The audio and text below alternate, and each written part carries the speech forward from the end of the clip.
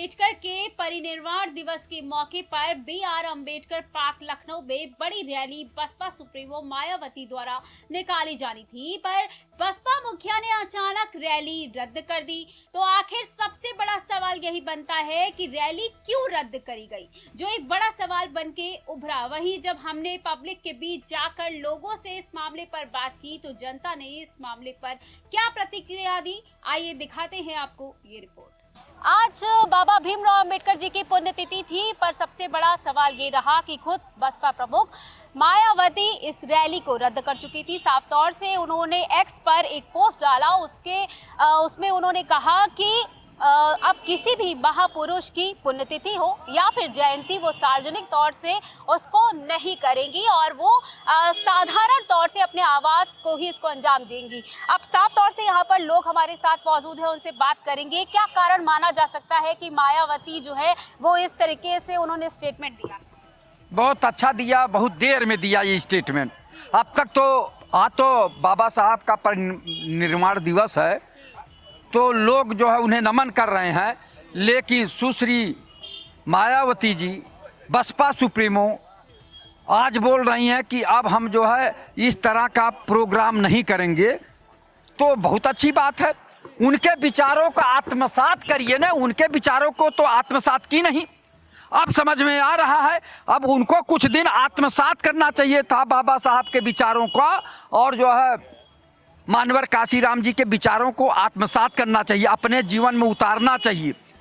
लेकिन ये नहीं, आज सारे लोग मना रहे हैं, बहुत बाबा साहब का नाम ले रहे हैं, सभी लोग ले रहे हैं बाबा साहब का नाम। अच्छी बात है, चूँकि अपने पूर्वजों को याद करना चाहिए जो अच्छा काम किए हैं। बाबा साहब ने संविधान बनाया, उसमें गरीब और असहाय, पिछड़ों, दलितों, आदिवासियों का सबका हक उन्होंने दिलवाया, अधिकार दिलवाया, एक तरह से जीने का एक ललक पैदा किया। और सबसे ज़्यादा वोट देने का अधिकार दिया, जो वोट सबका वोट एक ही वोट के बराबर होगा, चाहे बड़ा आदमी हो, चाहे एमए, एमएससी, पीएचडी हो, या किसान हो, या पढ़ा लिखा ना हो, सबके वोट का महत्व केवल एक ही माना। उन्होंने जो संविधान में ये ताकत दिया, ये बहुत ही अच्छी ताकत थी और जनता में एक तरह से ये बहुत अच्छा जो है लोगों ने आत्मसात भी किया, इसका प्रयोग भी कर रहे हैं। और उन्होंने एक चीज़ कहा कि सरकारें बदलती रहनी चाहिए।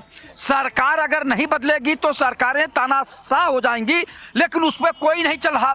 अगर सुश्री मायावती जी सरकार बदलने के लिए मुहिम चलाई होती तो आज सरकार बदलती रहती, 5 साल पर सरकार बदलती रहती तो जनता के अधिकारों की रक्षा होती। यहाँ तो जो सरकार बना लेता है, अगर 5 साल से 10 साल लगातार अगर उसने चला लिया तो तानाशाह हो जाता है, लोकतंत्र की हत्या करने लगता है, संविधान की हत्या करने लगता है, प्रजातंत्र की हत्या करने लगता है और गरीब जनता के अधिकारों की हत्या करने लगता है। तो इसके लिए बाबा साहब ने कहा था कि कोई भी सरकार हो, अगर उसमें अच्छे लोग हैं तो संविधान में थोड़ा बहुत गड़बड़ी रहेगी, तब भी वो अच्छे से जो सरकार चलाएंगे और जनता के परेशानियों को दूर करेंगे, जनता को गरीबी रेखा से ऊपर उठाने का काम करेंगे। आमतौर से आप ये कहना चाह रहे हैं कि जो सरकार है वो एक तरह से लोकतंत्र की हत्या कर रही है?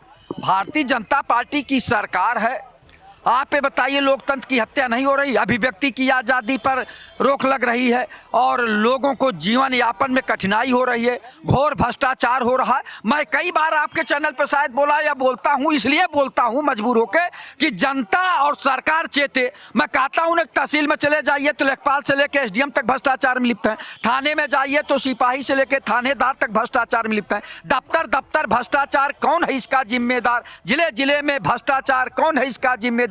माननीय योगी आदित्यनाथ जी संत महंत मुख्यमंत्री हैं, 8 साल के कार्यकाल में न कभी किसी तहसील में गए, न किसी थाने में गए कि हमारे कर्मचारी जनता के साथ कैसा व्यवहार कर रहे हैं।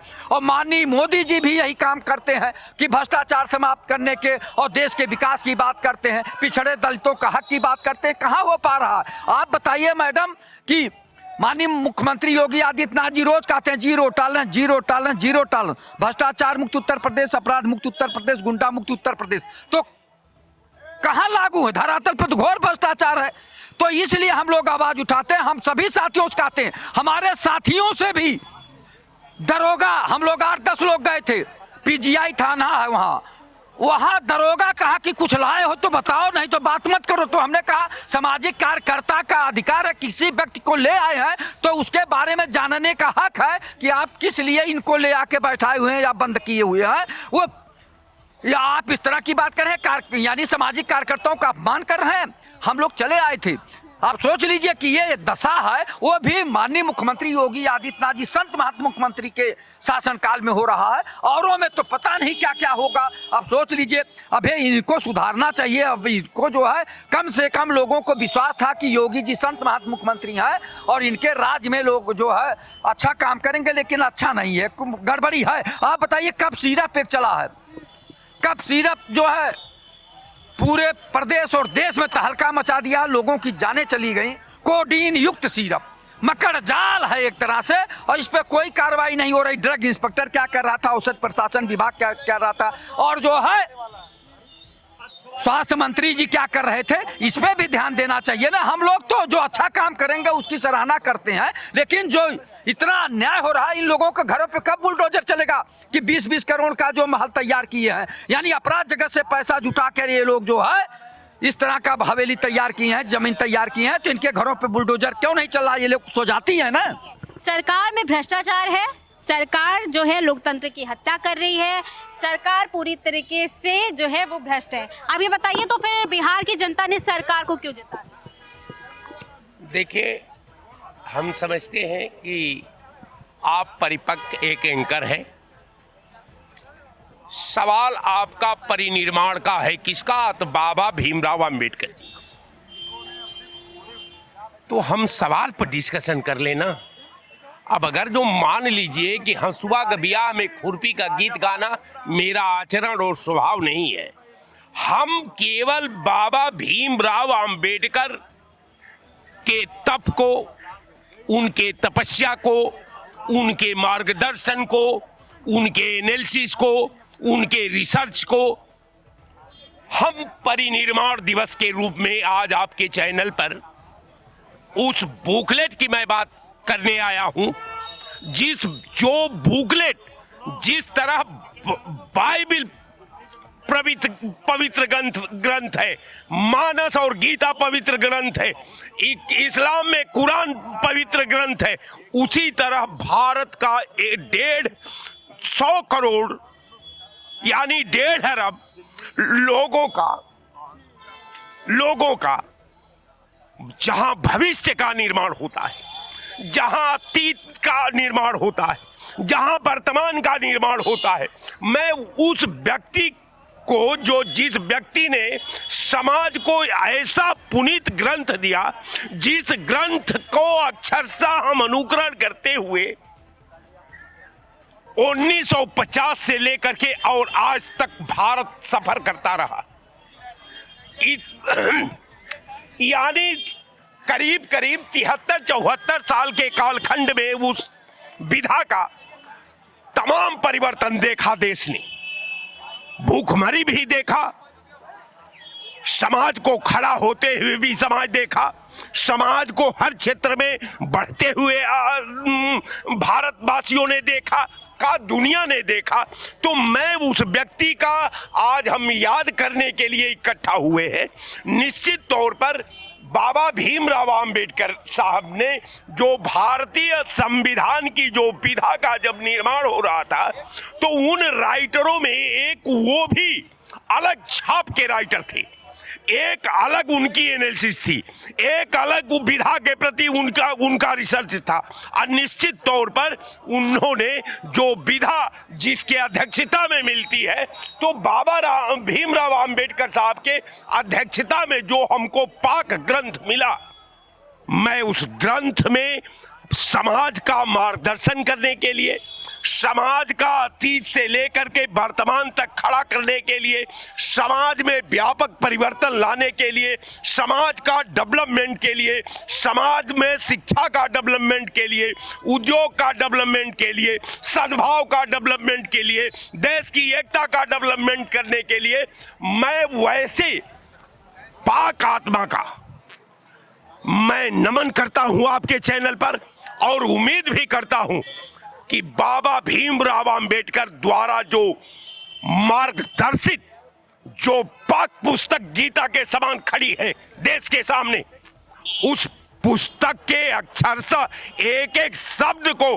हर भारतीय को पढ़ना चाहिए, उस पे शोध करना चाहिए, उसको आगे बढ़ाना चाहिए और देश का डेवलपमेंट, देश की शिक्षा, देश की आधुनिक तकनीकी का निर्माण, देश में जो है कल कारखानों का निर्माण, देश में उद्योगों का निर्माण के व्यवस्था को सुदृढ़ करना चाहिए।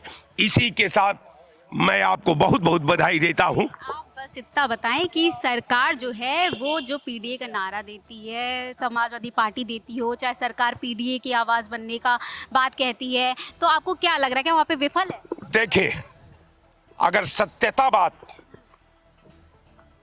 पीडीए बड़ा आपने हार्ड शब्द का प्रयोग किया है, क्योंकि कम पढ़ा लिखा आदमी जो है इस शब्द का जब खंडित करेगा, संधि विच्छेद करेगा, तो ये महासागर जैसा है।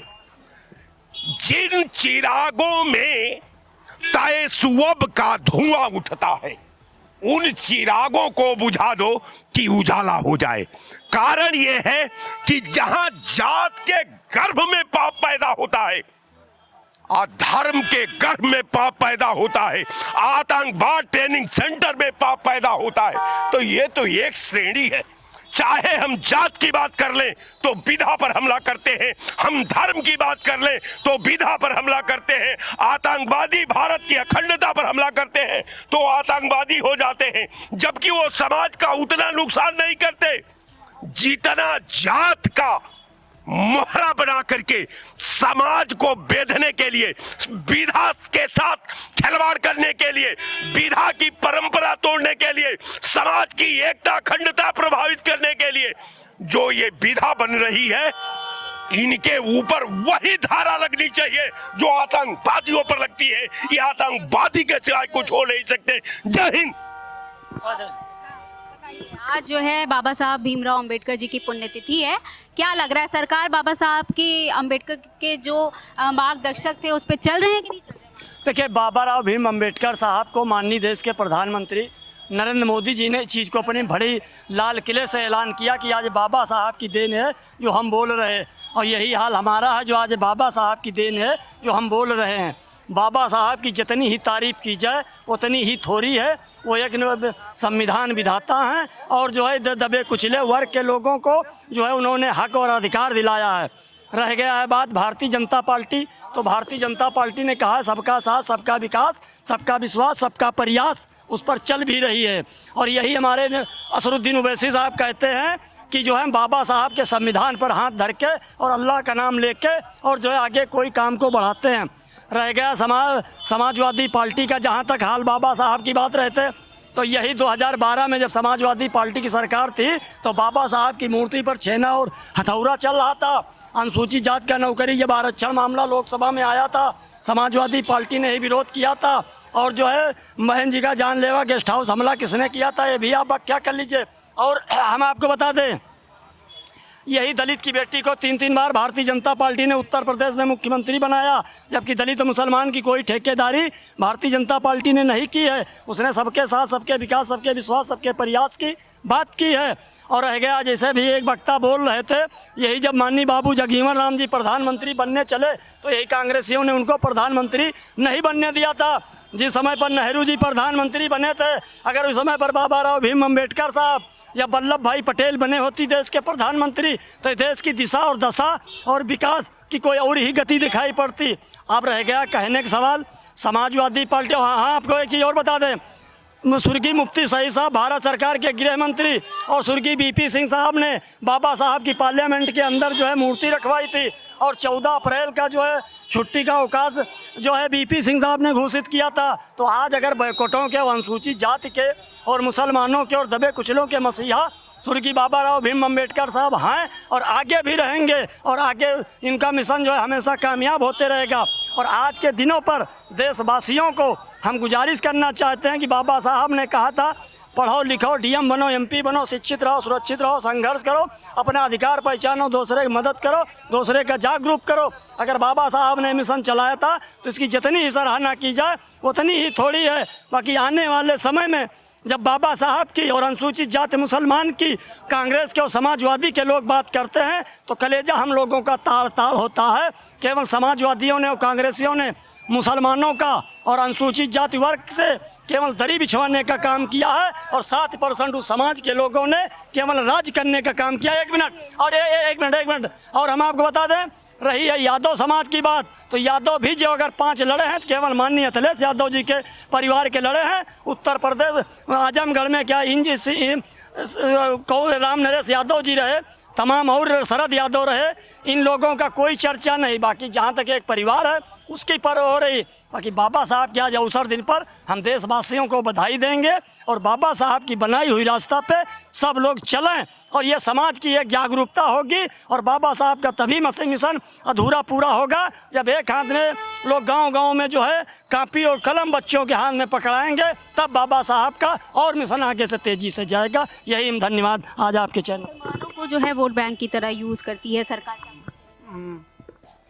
नहीं, मुसलमान हम सबसे पहले आज संविधान के निर्माता बाबा साहब भीमराव अम्बेडकर जी के परिवहन निर्वाण दिवस के दिन में उनको श्रद्धांजलि देते हैं।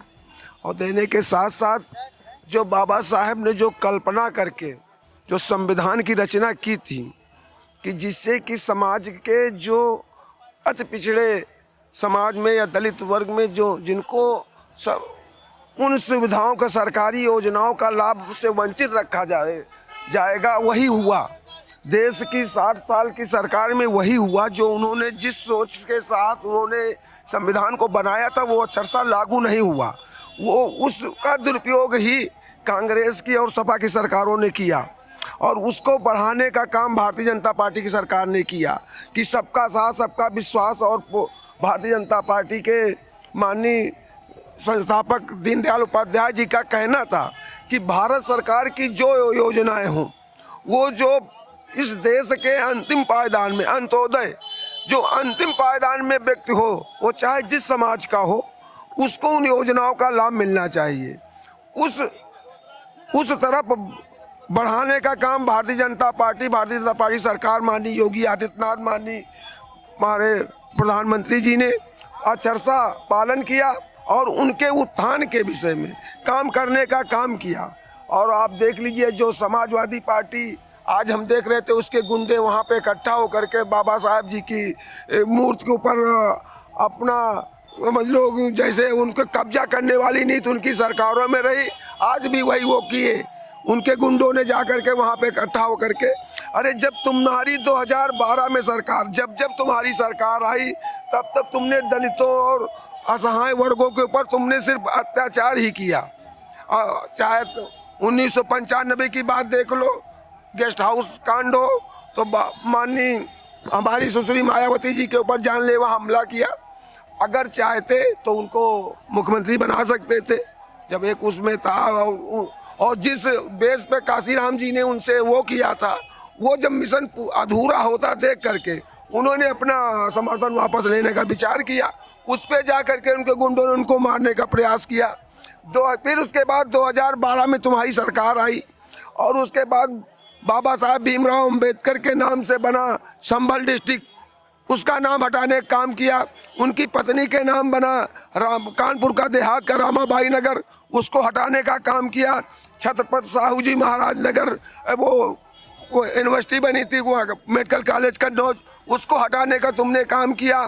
और अनुसूचित जाति को जो कि नौकरी में वो मिलना चाहिए था उसको खत्म करने का काम तुमने किया, आरक्षण खत्म करने का काम किया, जिससे कि 2.5 लाख अनुसूचित जाति के जो बड़े बड़े अधिकारी थे डिवर्सन हो गया उनका, जो है वहाँ उनको पहुँचना चाहिए। ये सारे कुकृत्य समाजवादी पार्टी की सरकार में हुआ और वो कांग्रेस के इशारे पे हुआ।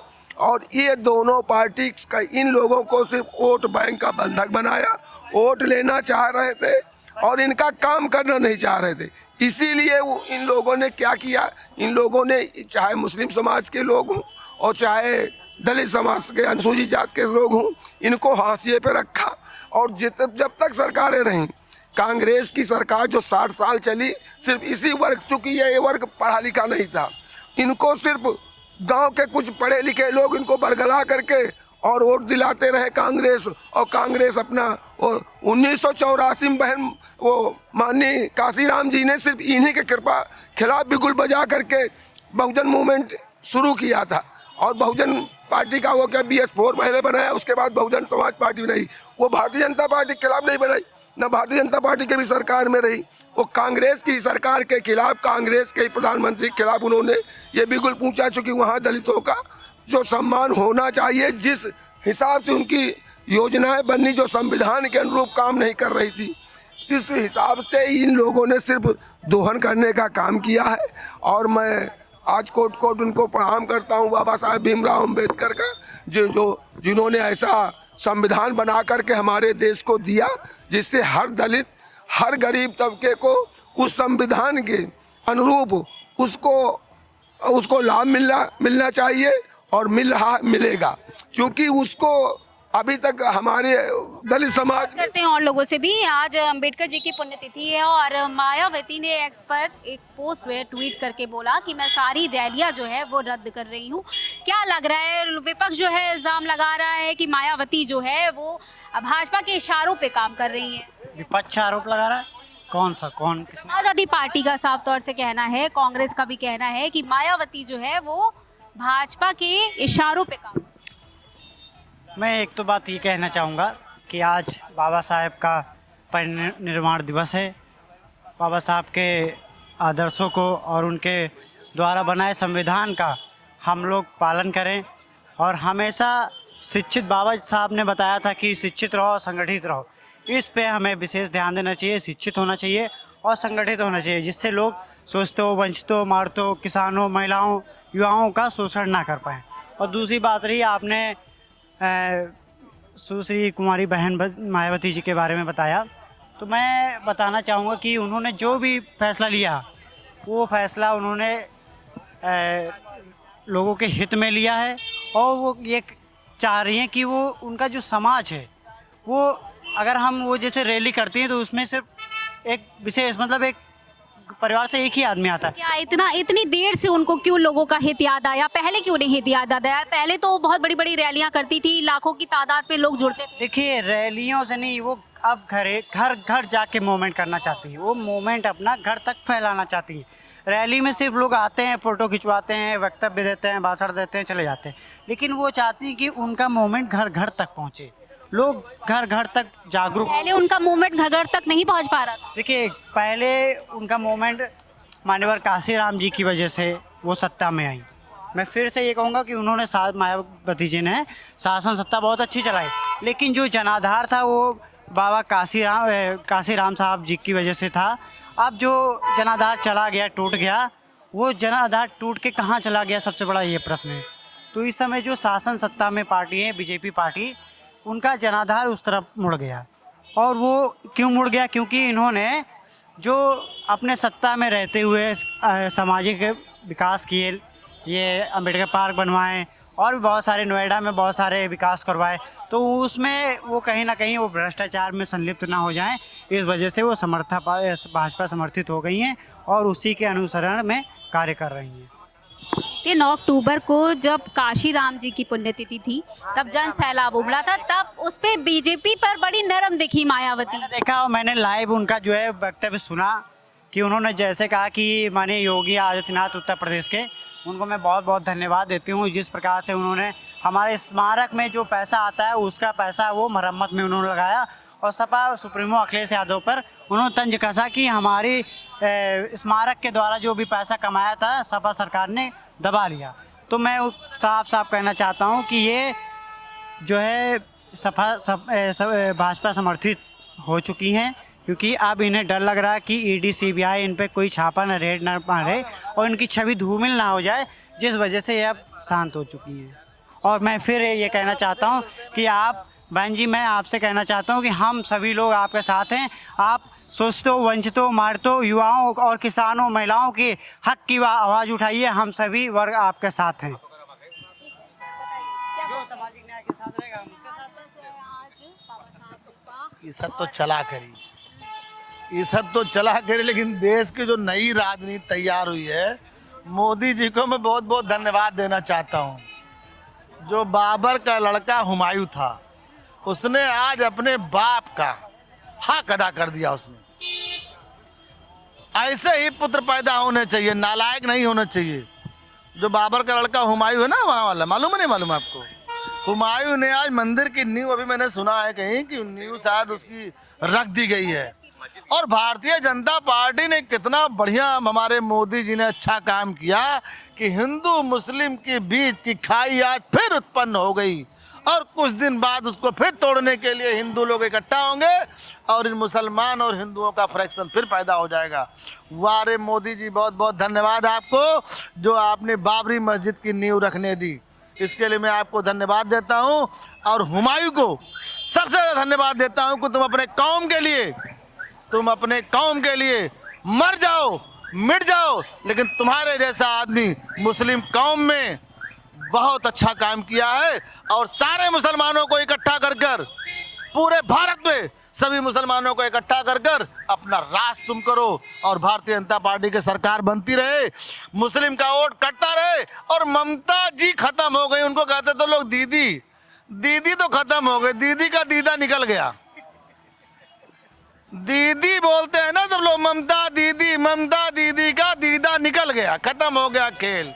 अब ममता बनर्जी जिंदगी में सपना ना देखें, अगर हुमायूं टूट के अलग हो गया, आज जाएं और उनके गोड़ हाथ धइ के, पहली बार मुसलमान लोग ही नहीं कहते कि हमारे यहाँ कोई गोड़ धरा जाए, उनके धर्म में नहीं है कि कोई उनके आवे पाँव छुए। फिलहाल ये जाएं, ममता बनर्जी जाए उनके गोड़ पकड़े कि हुमायूं भैया हमार सबसे बड़ा लड़का, हमार माफ कह दो कोनो विषय, तो हो सकत है वो सरकार भविष्य में बना लिए, लेकिन वो खत्म हो चुकी हैं। बस हम लोगों को सबसे बड़ी खुशी है कि ममता बनर्जी की तानाशाही अब खत्म हो जाएगी, ममता बनर्जी कहीं की नहीं रहेंगी। और भाजपा के लिए मैं बधाई देना चाहता हूं कि आपकी सरकार बंगाल में फिर बनने जा रही है। अब कोई रोक नहीं पाएगा, अड़चन खत्म हो गया, मुसलमान सब बढ़ गए। मेरा भी देख लो भैया, अरे हिंदू चलो मुस्लिम तो कोई बात नहीं, इंडिया हिंदुस्तान के सब एयरपोर्ट पे देखिए यात्री कितने लोग हैं, जरा अपने भाई बंधु को याद कर लीजिए। आप खुशहाल है क्या? हम वो कहीं नहीं वाले हैं, तो ये थे हमारे साथ यहाँ पर मौजूद लोग। साफ तौर से कुछ लोग आरोप लगा रहे हैं सरकार पर और कुछ लोग सरकार का समर्थन देते हुए नजर आ रहे हैं। ये आरोप प्रत्यारोप का दौर जो है वो इसी तरह जारी रहेगा। कैमरा पर्सन मानस मल्होत्रा के साथ मैं मोनिका शुक्ला, रफ्तार मीडिया, लखनऊ।